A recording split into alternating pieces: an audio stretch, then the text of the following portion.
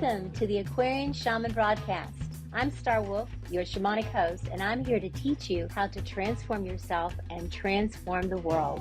Twice a month, we'll be exploring how to develop shamanic psycho-spiritual practices to support transformation while expanding your energy field in a way that can also support others. Each episode offers dynamic experiential guidance and teachings on how to safely enter a natural altered state of consciousness using the sacred breath. Additionally, we will discuss the importance of integration and grounding this medicine into your everyday life.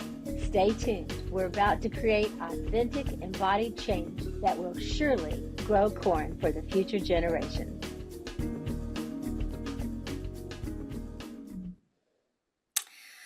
I'd like to welcome everyone to Venus Rising's programs today, Transformation Radio, the Aquarian Shaman, and so much more.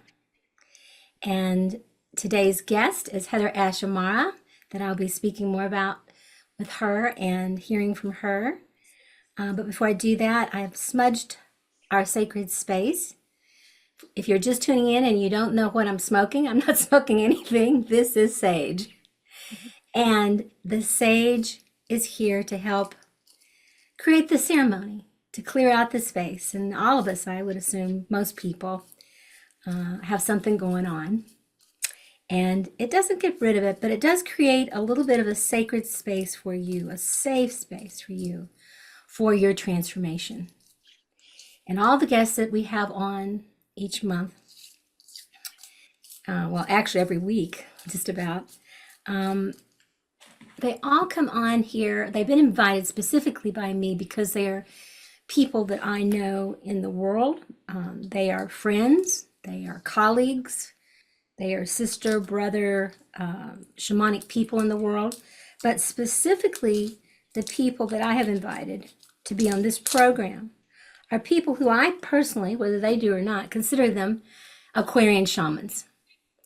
And I've written a book about that, and HeatherAsh is one of those people who's featured in that book, as well as several others. But it's people that I have personally met and known. Some people I've studied with, some have studied with me, some we've studied with each other. You know, that's the whole point about the Aquarian Shaman, is that we learn all around, where it's not just one teacher. We're all teachers, we're all healers, and we're all students, as far as I'm concerned. Grandmother Twila used to call it lifelong students. And so the people that come on, though, they're not lightweights, although they may be full of light. They are people who have walked this path. As my teacher, Jacqueline Small, used to say, who I first studied breathwork with 40 years ago with Stan Groff, that they are people who walk the practical path. That's not right. They walk the transformational path with practical feet. They are people who delve into the altered states of consciousness, you know, through many different ways. And with Venus Rising, we do that through shamanic breath work and ceremonies and things like HeatherAsh Amara does with her fire walking and her other ceremonies. But the point is that we move into a higher consciousness, greater than our everyday, you know, rush hour traffic, hamburger stand consciousness. We move out of that temporarily, at least, and we move into these greater states of consciousness that's inherent to all beings, not only humans. And in that place, we have access to our bigger self, our greater self, our oversoul, the Holy Spirit, Elvis, whatever you want to call it. Something bigger than our everyday chop wood, carry water, which we need to be able to do, but something bigger than that. That will take care of the root chakra, but it does not take care of the bigger realms that most of us are finding ourselves that we need to access now, maybe perhaps more than ever on this earth, so that we can have the discernment that we need at this time, what's right actions for us, which may mean making big decisions that scare the pants off of us, or may even cause others to feel disillusioned with us in some way, or question what we're doing, all those kinds of things. So to be an Aquarian shaman is to really walk your specific path, whatever it might be. Maybe it might be to quit work and to stay home with your children. Maybe it might be having, your mama who wants to keep your children so you can go do some other part that you need to do. It's not prescribed except in your DNA, your soul's code, and what calling is calling to you. And it can shift throughout your lifetime. You can have many different ways of being. Many people used to think you were one way and you used to just grow a certain way, and that's who you were forever. Now we know through shamanism that we shed our skins many times, our psychic skins, over and over, like a serpent does. And we drop away the old crusty self, and we're vulnerable again. We're brand new, born again. Yes, I do have some Christian background in me. And when we come out that other side, we grow into the next iteration of who it is that we are.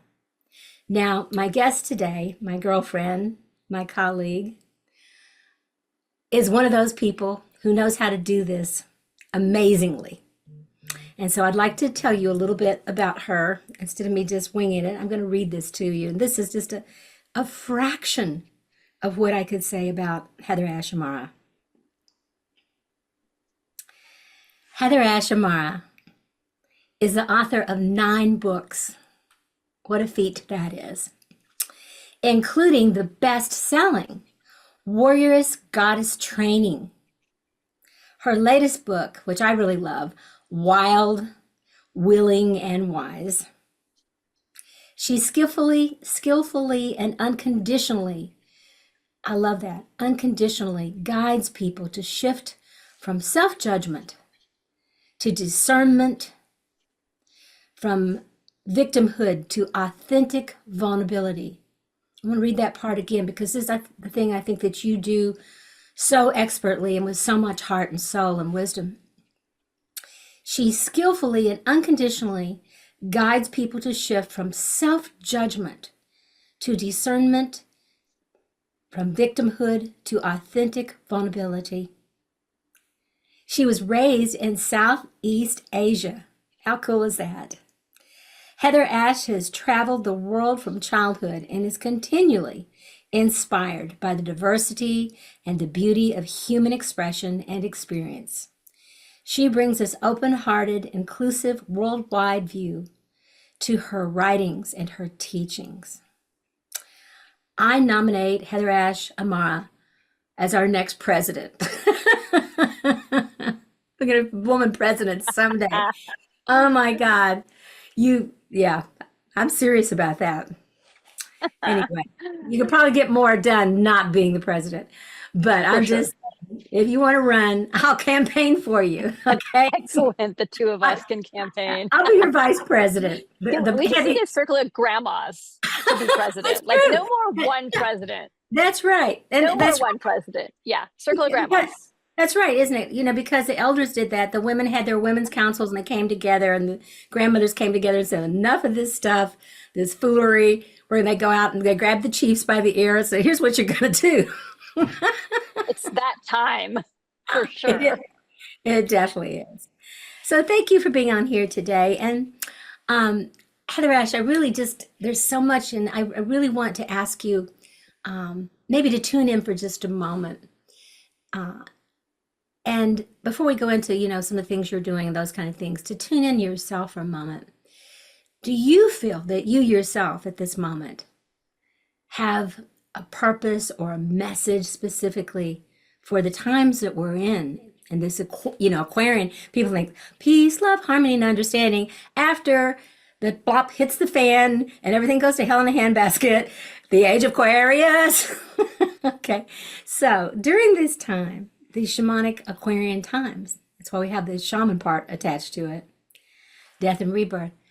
Do you have a vision for this time and the work that you're bringing to this world, and anything you would like to share around that on your journey? Such a great question. When people will ask me, Starwolf, and I'm sure it's the same with you, like, are we going to make it? Is like, what's going to happen? My answer is, I don't know. Like, I don't know if the humans are going to make it through this. Like some human will, who knows what's going to happen?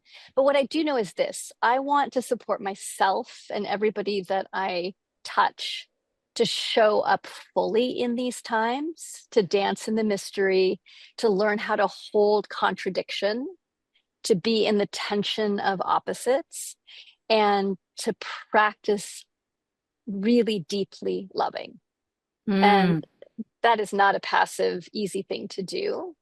That is such an active, fierce action that I think we're being called into right now. I love that you use the word fierce because sometimes, I mean, that's not a petite thing for a lady to say, to be fierce, a petite flower such as yourself, But seriously, what does that mean? That fierce compassion, that fierce showing up for yourself. What does it mean when you say fierce so that people are like, oh, what's this mean? She's not being the debutante that she needs to be here. For me, fierce is about being willing to be truthful, to be uncomfortable, to have hard conversations, to call out where there's harm happening, and to really stop the ways that we're like, oh, we'll just make it nice. Mm. It's not serving. It's not serving anybody for us to continue in any of the old patterns we have around just pleasing and trying to get along and trying to sweep things under the rug in a way. That there's a place that for me, when we're lovingly fierce, we're not judging, saying like, look, you're screwing up. We're saying, I'm going to call you in because you can do better. And because I know I can do better. And how do we do that together? So there's a calling in that can be so beautiful, and I think is so needed at this time. I really love that approach. And, in my, um, quite a few years in recovery, as we say, that I entered into AA recovery 43 years ago, they said, tell the truth and tell it quick because if you don't, you might lie. Don't think about it too much. You'll get scared, mess your pants, whatever. You'll soften it too much. You'll, clothe it in some other way. But tell the truth and tell it quickly. In other words, not thoughtlessly, but from your heart. What's real? What's authentic? And find the courage to do that because the truth is the truth, whether we say it or not. And people are reading the signals and the signs. We're part animal. We pick up on it. We sense it. We know it. Even when we don't know it, we know something.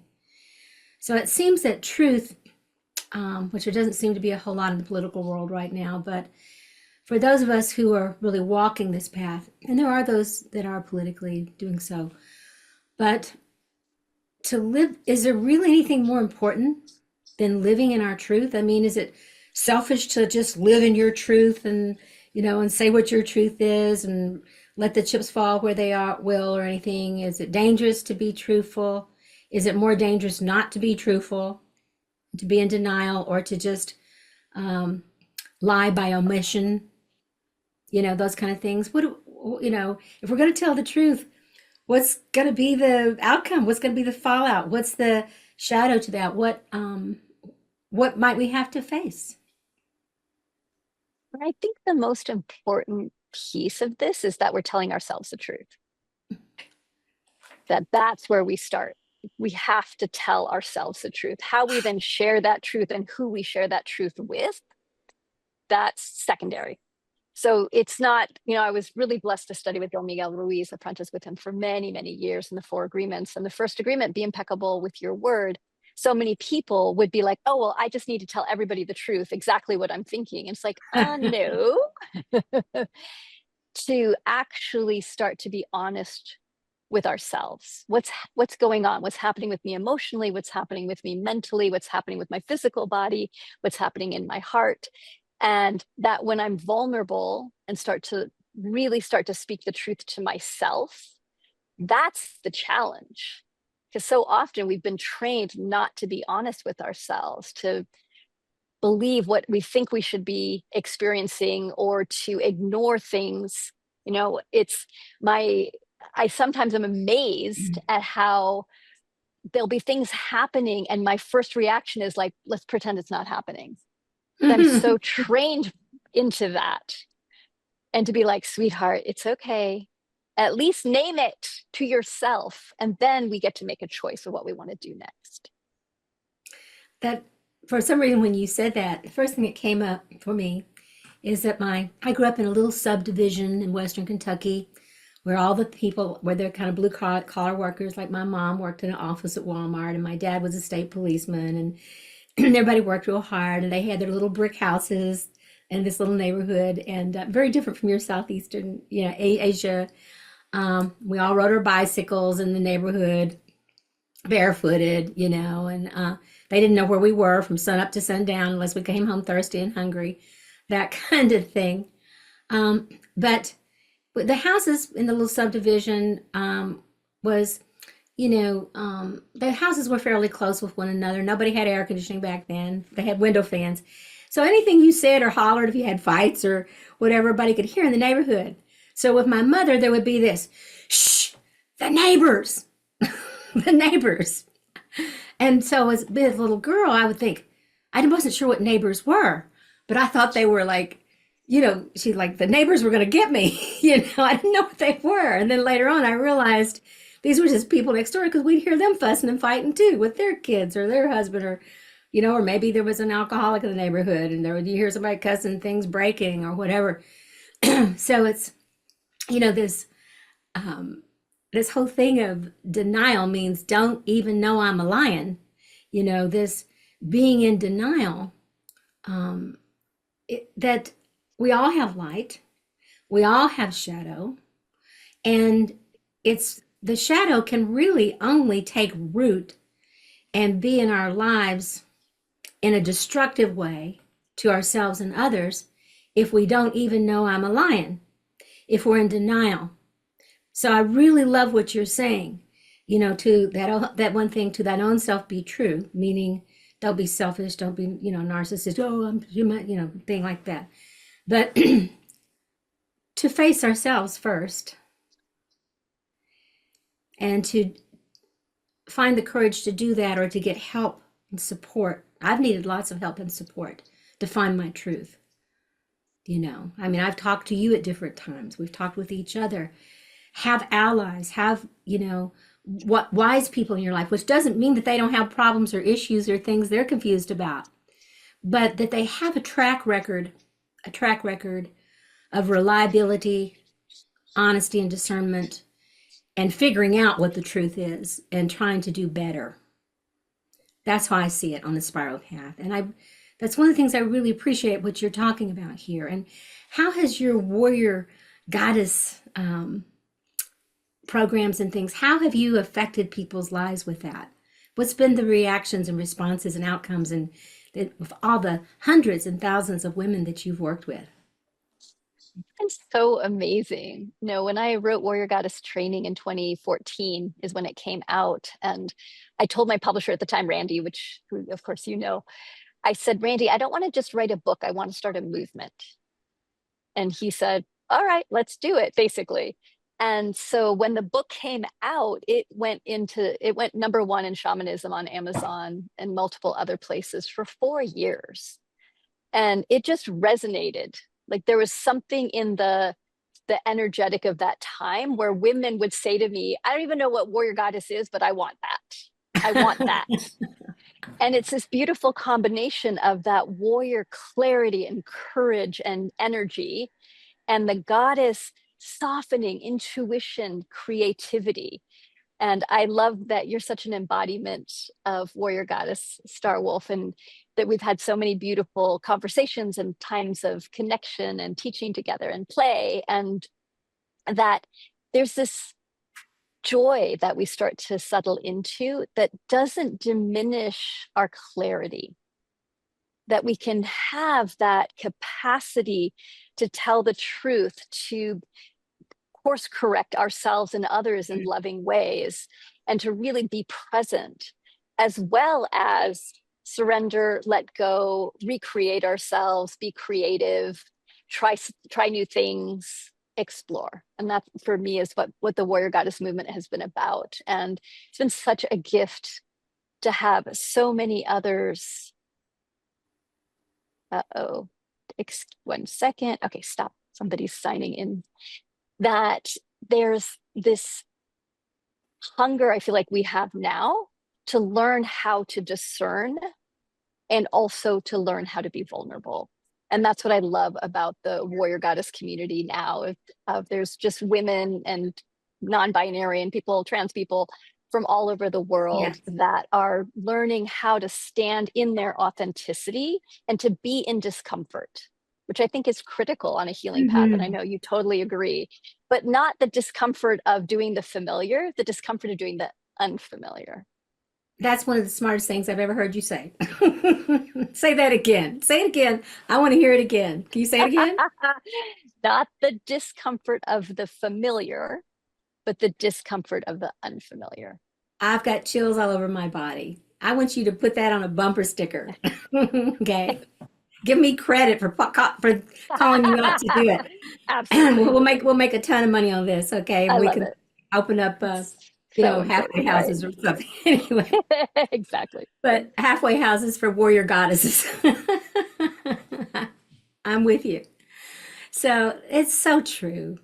That old statement about that, tell the truth and the truth will set you free, and that's also that, but before it sets you free, it's going to put you in the fire and it's going to cook you a little bit. And I know you're moving. I know there were some people in the background. That's okay. Life is happening. So, but anyway, as I said before, the truth will set us free. It usually grabs us by the neck with its teeth and its claws a little bit. So, and that's why it does require a warrior spirit. And, there's I remember many, many, many years ago, and I'm drawing a blank because maybe you can remember his name, the guy who wrote The Peaceful Warrior. Oh yeah, Dan Dan Dan Millman. Billman? Yeah. Yeah, And I met yeah. Dan when I lived in Fairfax. Of course, everybody and their mother lived in the Fairfax, Grateful Dead, Ram Dass, everybody, and me. So, but anyway, he came over and actually gave me some writing lessons one day because I said I'd really like to, understand your writing, how you just did that. He said, just write from your heart, just channel it, and then don't worry about it being perfect. But anyway, the whole thing about the peaceful warrior was about doing those hard things and the impossible. This guy, at least his teacher would be one place and then manifest someplace else. I mean, he was at that level of ability to transmigrate, those kinds of things.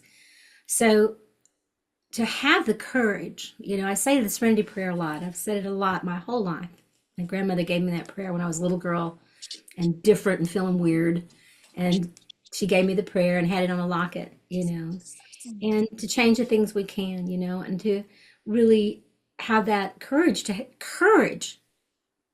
change the things we can. To really, we know there's some things possibly that we can't change, but to have the courage to change the things we can is really important because if we can, more than likely it's part of our soul's journey this time. It's probably part of our sacred purpose, not to save the world and be codependent and wear ourselves out. That burnout, I've done that before more than once in my codependency. Another recovery I'm in. Some days better than others. You look around, you see the mess, you go, I need to clean this up. Nobody else is.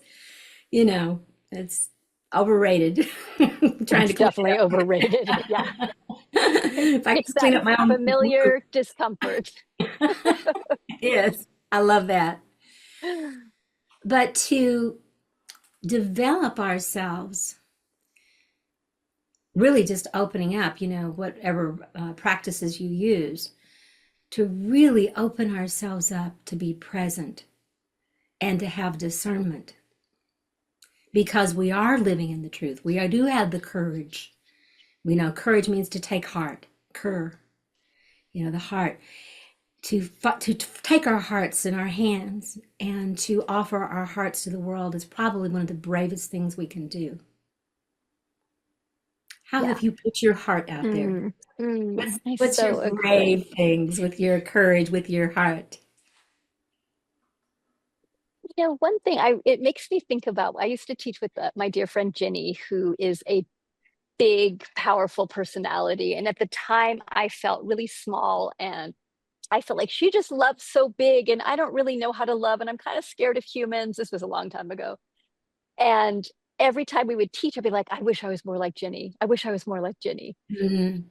And one day I realized you're never going to be like Jenny. Ginny's Jen. Like there's no one like Ginny. There's no one like Starwolf. There's no one like HeatherAsh. And so I really got like, okay, then how do I love? What's my expression of love? What does that look like? And that really started to shift everything because I realized I was comparing myself to what I thought I was supposed to be, how I was supposed to love, and to shift that into what's authentic and true for me in how I express love in the world. And it's ongoing. It's ongoing for sure. And I feel like we have to be brave every day to love, to choose Mm. love. It's so much easier to choose fear and armoring and pulling back and staying small or protecting ourselves. And so it's a daily moment by moment choice that I know I'm all like, how do I bring more acceptance here? How do I bring more compassion here to myself and to others? How do I bring more truth here, myself and others?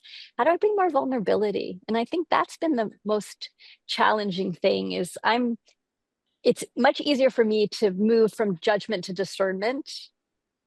And the vulnerability is tricky because it's scary It to be is. vulnerable. Yeah. It is. Yeah. And to Especially, disappoint others or yeah. to, yeah, yeah, And we can't, there's no guarantee just because we're open and loving and share our hearts that it's going to be received, that it's going to be understood, that um, that people are going to get you. In other words, of course, when we put our love out, we hope it's returned. That's natural. There's not anything wrong with that to want to give love and to equally want to receive. But there's no guarantees, and that's the courage part to take heart that may not. You take a risk sometimes, and you share your opinion or your inner thoughts, or maybe you even share something that you don't feel good about yourself, or whether it was in the past or it's still happening in the present or whatever. And especially when you're in the public eye, the way you and I are, you know, I find myself, maybe you had this experience. I find myself in a circle where I'm teaching or doing a training or, whatever it is I'm doing with a group, and I'm having an internal dialogue. And because I'm listening to people and I'm hearing their vulnerabilities and stuff, I can also feel people holding back a little bit or whatever. And I've been teaching or whatever, and I've shared some things that are well known about me, that I've written about in books, that I've shared with audiences, all those kind of things. But there's something niggling beneath the surfacing saying, say it. And I'm like, I am not going to say that. You cannot make me say that. You cannot possess me, as Judy Tenuta used to say. You cannot possess me. And I hear this, but if you say this, there's somebody hearing this, I know, that needs to hear this right now. This is why this is even up. It's not about you overexposing yourself or being an inappropriate teacher. And I'm like, I'm not doing it.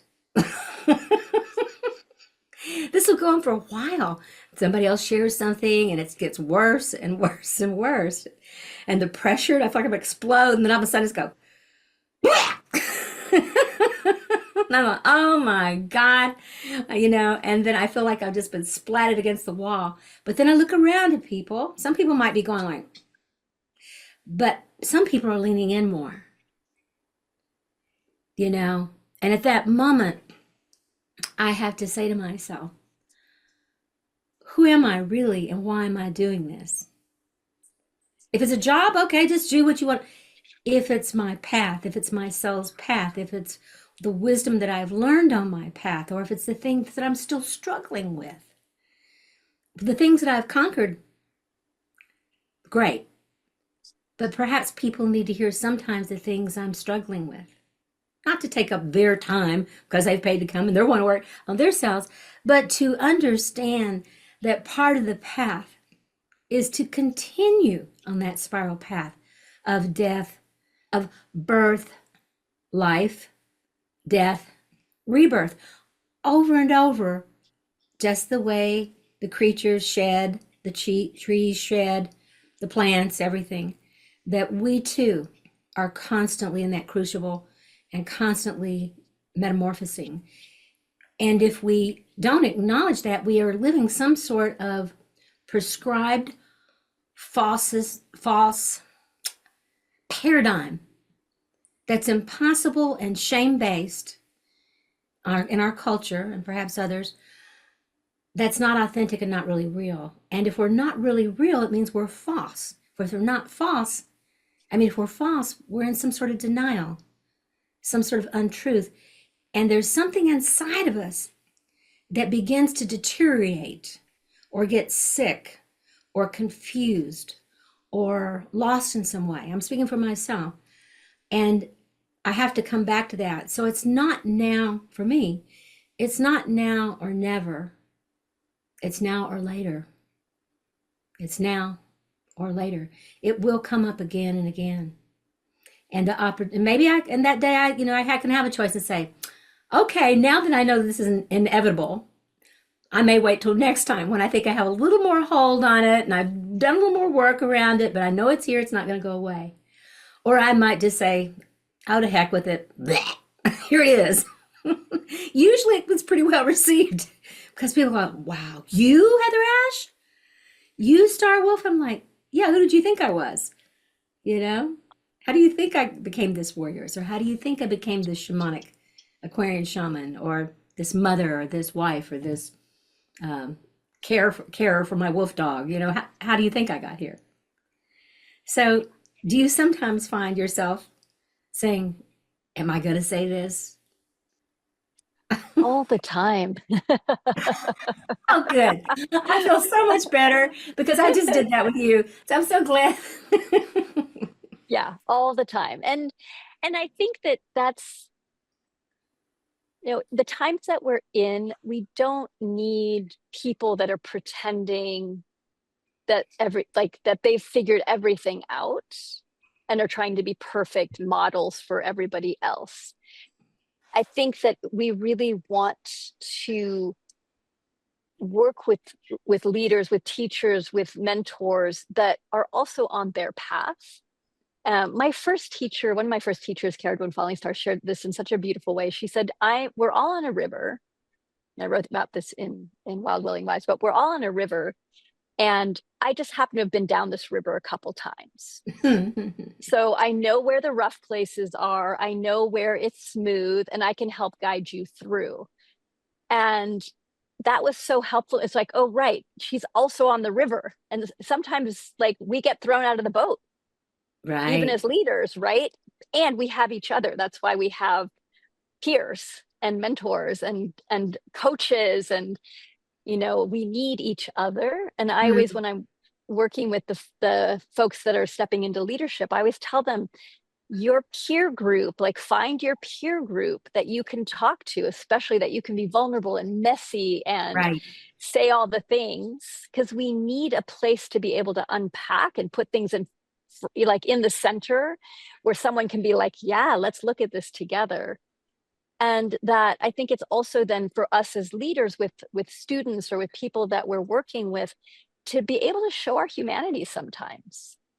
Very Just like you important. said, yeah, not and I need you to now take care of me at all, but to show we don't magically just appear one day whole, perfect, having figured it all out. We've been through a lot of struggle and a lot of heartbreak and a lot of trauma and tragedy and a lot of beauty to get where we're at. And that life is still working us like it works everybody. Well, you and I both are very connected to the shamanic world, which is the elemental world of water and earth and fire and air and spirit. And that truly, for me, nature is the greatest teacher. Nature, the seasons, whether you're in a warm climate like Florida, or whether you're in a cold place like, more like Alaska, or whether you're more seasonal like, here in North Carolina or wherever, or like in the deserts,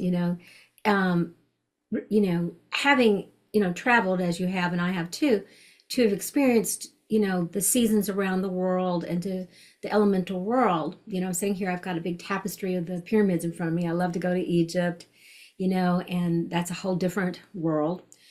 But everywhere you go, no matter where you go, everything has its seasons and everything is elemental.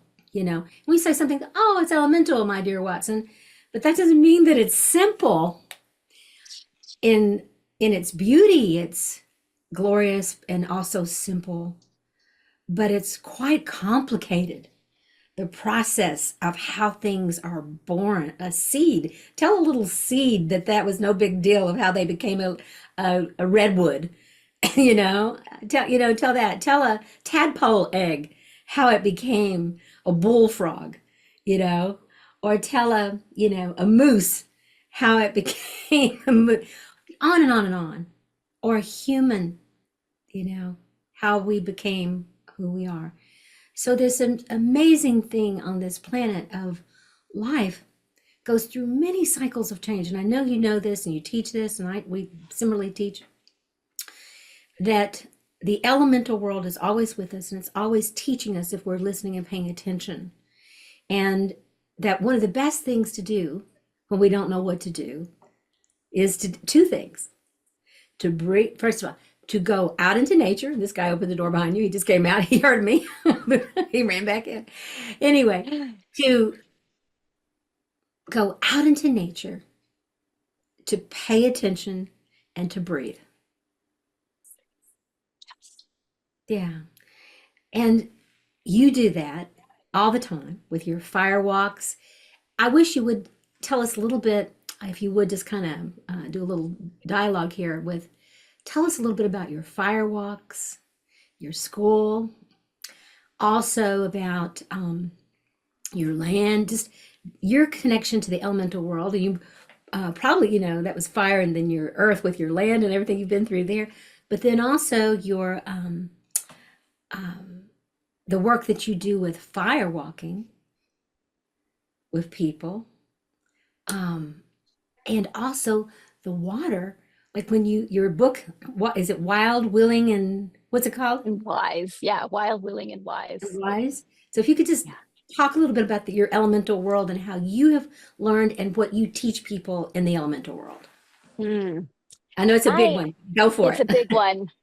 I've been deeply in love with and connected to the elements since, I mean, my whole life. But really, when I was 19, I read Spiral Dance and started reading Starhawk's work I love that. I and love that book.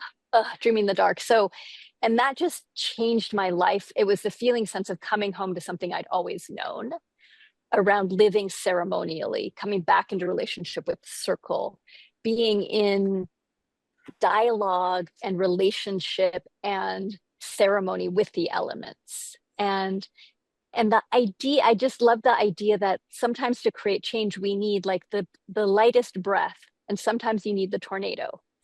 Sometimes you need a little spark and that's all you need, and sometimes you need the big fire to clear everything out. And that it's not personal, or it's not the elements don't play favorites.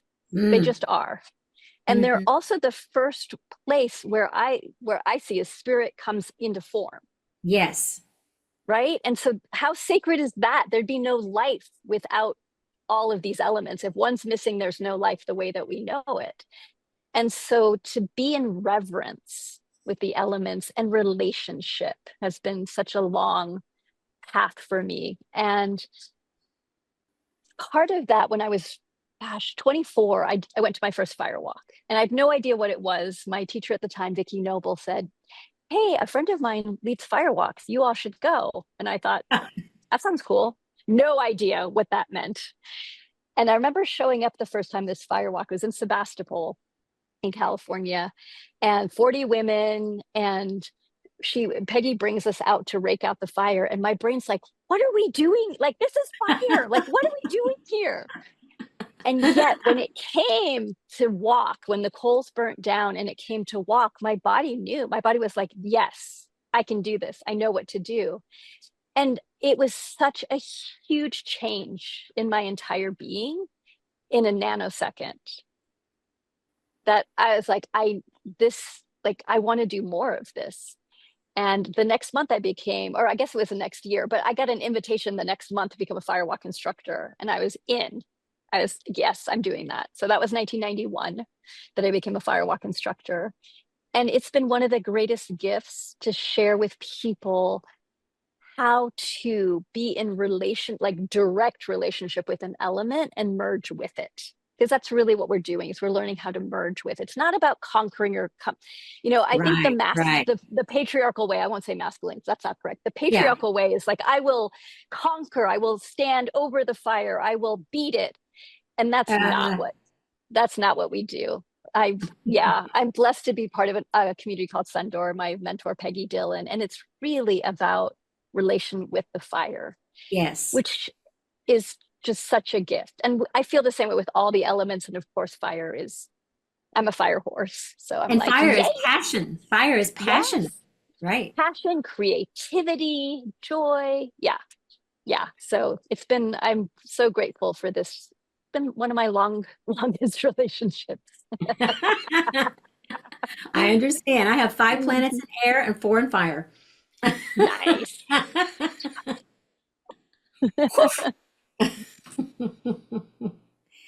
And what about your experience um, going down what river was it that you went down?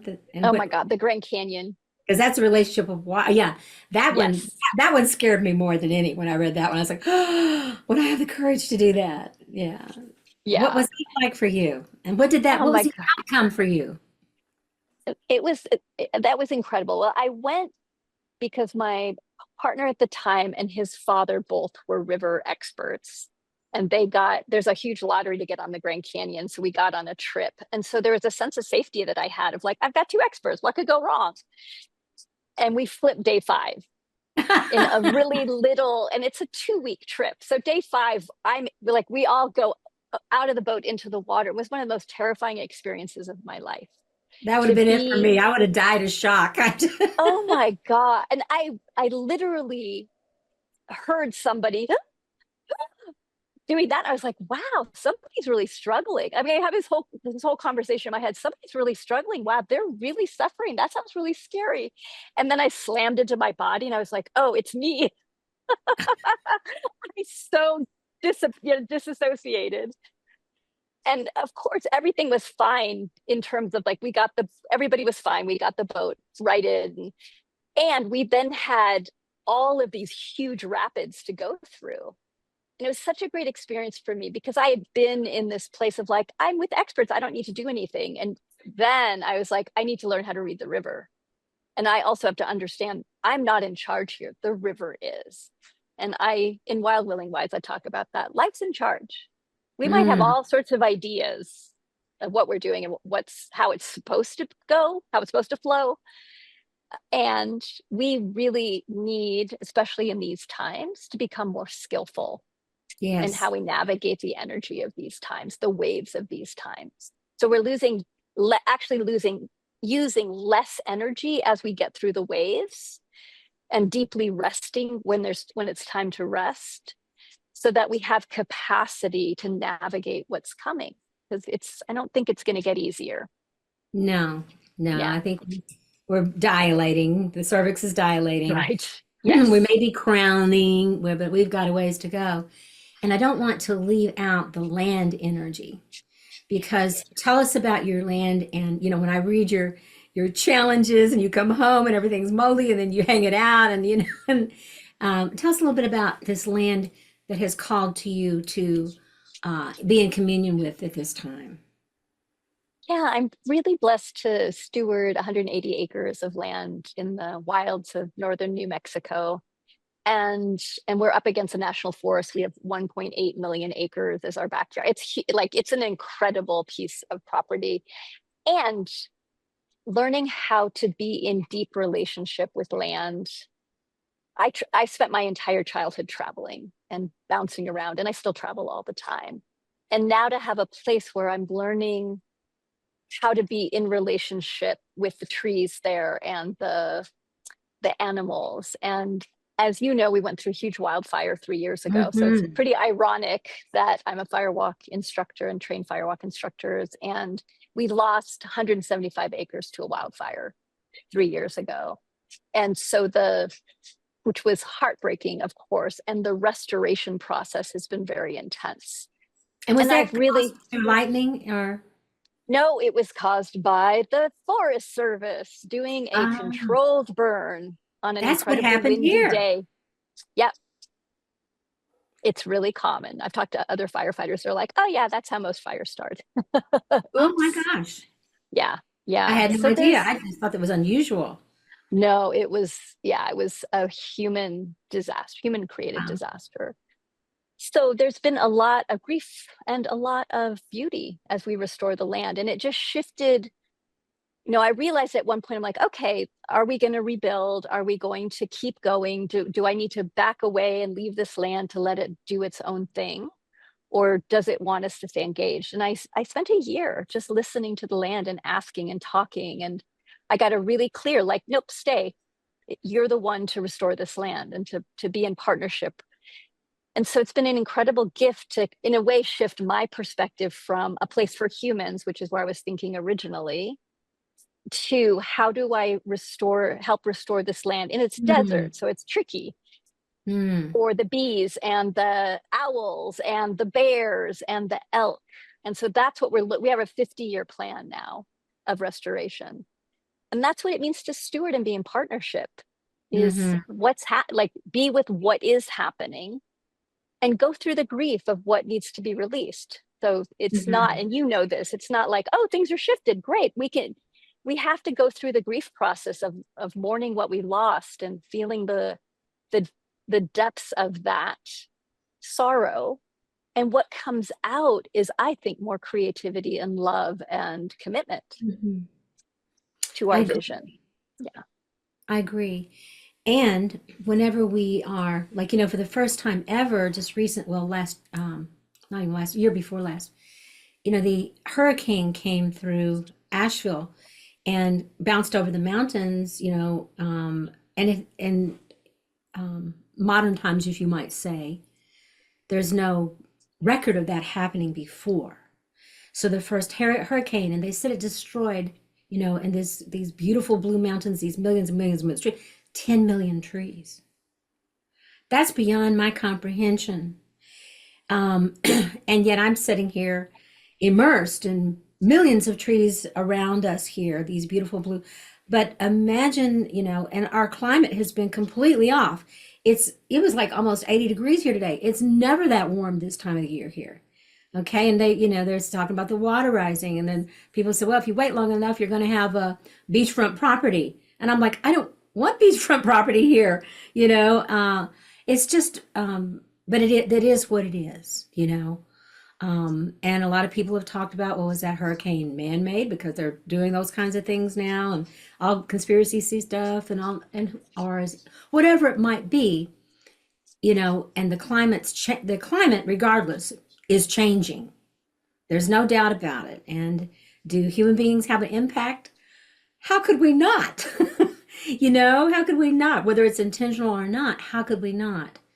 So the reason I even bring that up, of course, we had our fire some years ago, and that's been long enough. You can walk over this land now, and you can't even find where the trees were burned. The ones that were, that got burned and they crumbled and they went back into the earth, and there's all more trees, it seems, than ever. So, if you give nature long enough time and participate with that and protect and support, it will replenish itself. Human beings are the endangered species. We Exactly. don't. The earth will figure it out. It'll figure it Exactly. out. It'll say, Yeah. "Wow, that was really difficult to get rid of that pest." That's. Yeah. Well, I don't really think the world thinks about the earth thinks of us as pests. I believe we're, Mama Earth and Great Spirit's child, love child, and we're here, um, just like everything else, like the elemental world is trying to teach us. We're here to grow up and become who we are, just as the elemental world has. Because obviously, with all of this stuff, because we were just in Portugal, we were there in the village of Lorena, where the meteorite hit the earth and destroyed all the dinosaurs. And so they have these life-size dinosaurs all over this little village of 20,000 people.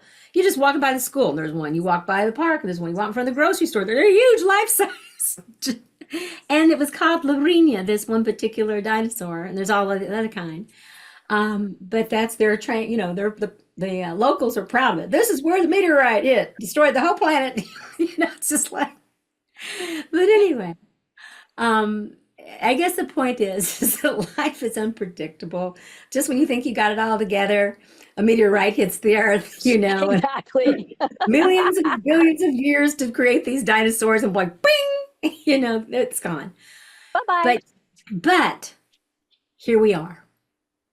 There is a perennial energy in nature, and we are part of nature, and we are perennial too, whether we've been on other galaxies, other planets, this one, past, present, future all comes together. And I think that probably for me, it feels like it's right in front of our nose that perhaps we should pay attention to where we live, to the earth that we walk upon, to the places where we sleep, and places where we make love, where we have children, where we have our animals, and to tend to what we love, wherever we are, So even if we do end up moving someplace else or doing something else, that calls us and make the next decisions, that it's with discernment, with consciousness, and that we do our best to walk upon this earth, as I said, softly, strong, but softly, and to do our best to leave things better than we found it. Can you give us as a kind of a closing message around that? Our time went by so fast. You and I could talk all day. But if you had some wisdom to talk about, one president said, walk softly, but carry a big stick. I don't know if that's the best to do. I don't know. What's your wisdom from your heart, from your experience, all the things that we've discussed? What really comes to you if you had something that you really want people to know from your heart? Well, we've been talking about the piece that you shared around being relational with the land that you're on, wherever that is. I travel constantly, and every time I go someplace, I say hello to the ancestors of the land. I say hello to the spirits of the land. I give offerings and give blessings. And I think that's huge for all of Mm-hmm. us, that especially, and then especially if you own land, I put own because I don't really believe in owning land, but if you're stewarding land, or you're someplace where you're there for a long time, there's an eco field that is created, that science is now catching up with shamans all over the world to go like, oh, there is something, there is communication happening. And so if we recognize that there's an invisible world and a visible world that we're part of, and that everything is yearning for us to be in relationship and communication, it's the humans that have taken ourselves out of the equation. And I believe we can be a little drop of healing by reconnecting to the tree in the backyard, and to the worms, and to the invisible deities or whatever little beings are around, and the ancestors of place. And so that would be just from my heart, of be willing to love fiercely where you're at, Hmm. and wherever that is. I just love that. To love what you love fiercely. I've got tears in my eyes, and we have a little more time what I thought, but my late husband some years ago, Brad, loved the land very much, and we're big nature lovers around the plants, the animals, the creatures, all kinds of things. And right after he passed, I used to tell him he was stinky for a couple of reasons, but anyway, I developed this relationship with stink bugs. Now, people say they're not indigenous to the United States and you should get rid of them and all that. I could never kill a stink bug because I always think of Brad when I see them. They follow me everywhere. I went to Iceland. I opened up my suitcase. One flew out in the middle of winter. I thought, how did it get here? year later, I'm in Egypt. I opened up my suitcase. One flew out of my suitcase. Was on. They go everywhere. I just came back from Egypt. There was one. There was a stinky there. I was in Portugal, and I noticed, and it's winter. It shouldn't be. There was one in the bathroom where I was staying, and no matter where I go, there's a stink bug. I hope I don't stink, but because they put off an odor. Uh, so they've been in your suitcase. I'm in love with these stink bugs. I save them. They've come into my house now, and I don't have the heart to throw them out. I don't can't kill them. I have, people are going to say Star Wolf has gone over the edge this time for good. They sit on the walls. They look at me, and I looked at them, and they look a lot like the scarab in Egypt was about eternal life. And I finally realized the message that Brad was sending me is that life, the scarab talks about immortality, is that he's immortal, that we're all immortal. To remember that life is precious all the way down to the little stink bug, but that our true spirit is immortal. And that has given me such peace. I don't know that any creature, I love my wolf dogs, but I don't know that any creature that's been following me around like this and giving me so much love and connection. I think I have to write a book about this, a little booklet. Even if it's just for me, it is the most precious thing in my life. My present husband, and he loved Brad too, he'll say to me, "Is that a stink bug on your arm?" I'm like, "Yes." Of course it is. They fly over my head, they land in my hair. I've become the crazy lady down the shaman down the street. But every time they come to me, I feel this huge wave of love come over me. So I figure if a little stink bug can find its sacred purpose in my life, what can all of us do, Heather Ash? What can we possibly do in our sphere of influence, as Jackie Small, my teacher, used to say, and Grandmother Twyla? What can you do in your sphere of influence? And you're clearly doing it. You're an inspiration to me. And I'm so happy that you were on this program with us today. And if there's an Aquarian shaman sister, you be one. And I'm looking forward to when we can see each other together soon. And it made me really feel here today like I would really love for you and I to create something together. I'm not sure what, but it'll probably involve a stink bug and pine cone seeds And some fire. and some fire. And a good time. I And a love good, that the beauty of what you shared about the stink bug is that you are paying attention yes, to the littlest things, and that life can show us a message, a gift, a guide in really unexpected ways. So may we all keep our eyes open to the tricksters and the littlest things that are waving at us. what a beautiful closing message. Like that book many years ago, All Things Great and Small, that sometimes we look and we see the big things and we go, oh, that's monumental. And that's, but the small things, I was so touched by you putting those seed pods out and talking to the native people there. And I, it's like this small gesture, but it was huge. And I don't, if am feeling this way, I'm thinking of all the people who read your story about it. And it made me more reflective about paying attention to the small things, all things great and small. And so thank you for being a leader. Thank you for being my sister, for being the Aquarian shaman that you are. Keep shining out there as bright as you do. And let's get together in person soon, here, Portugal, someplace. And I love you. And thank you for being alive and on the planet and inspiring me at this time. Thank you so much, sweetheart. Such a joy to get to connect with you. And thank you for all the beauty and healing that you continue to put into the world. Thank you.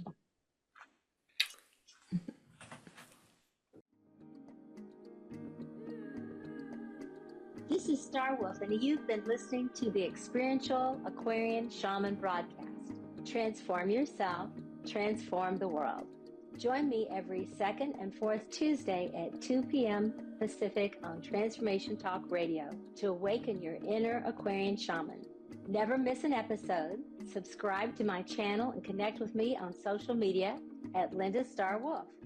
For more information about my offerings and trainings, visit shamanicbreathwork.org. Thank you for taking this special time to journey with me.